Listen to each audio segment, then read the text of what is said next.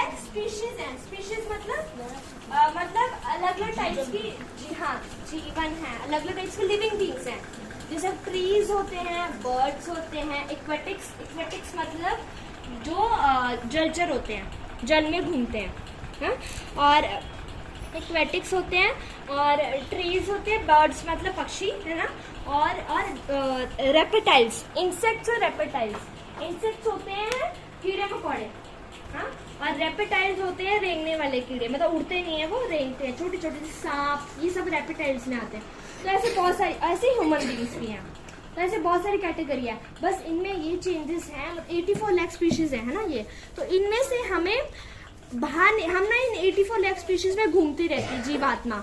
कभी कोई डॉगी होएगा किसी जन्म में, कभी कोई पेड़ होएगा, कभी कोई बर्ड होएगा, कोई इंसेक्ट होएगा, कोई जलचर होएगा, फिर ह्यूमन बॉडी मिलती है बहुत टाइम बाद। बहुत टाइम बाद हमें ये मनुष्य जन्म मिलता है, जिसमें हमारी इंटेलिजेंस इतनी होती है कि हम भगवान को समझ सकते हैं। और इस ह्यूमन बॉडी को हम लोग यूज कर सकते हैं भगवान की सेवा में, और हम इस दुनिया से बाहर निकल सकते हैं। अगर हम, जैसे हमें ये ह्यूमन बॉडी मिली है ना, तो अगर हम इसमें भक्ति करेंगे तो हम इस भक्ति करके 84 लाख स्पीशीज से जो साइकिल चलता रहता है, इससे हम बाहर निकल सकते हैं और भगवान के धाम जा सकते हैं। फिर हमें बार बार कुत्ते, बिल्ली, बर्ड का या इन सब चीजों का हमें बार बार शरीर नहीं लेना पड़ेगा।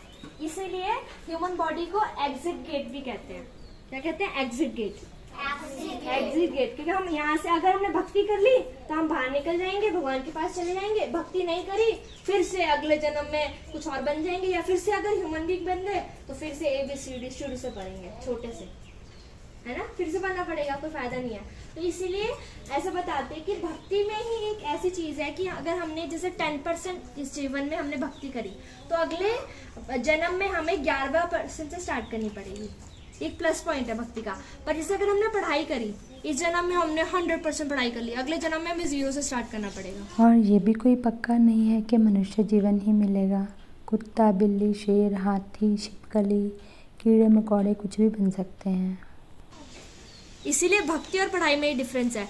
भक्ति इतनी इंपॉर्टेंट है कि हमें हमारे साथ चलती रहती, कभी खत्म नहीं होती है। और जिस दिन ये 100% हो गई, फिर हमें कभी वापस आना ही नहीं है इस जन्म मृत्यु के चक्र में।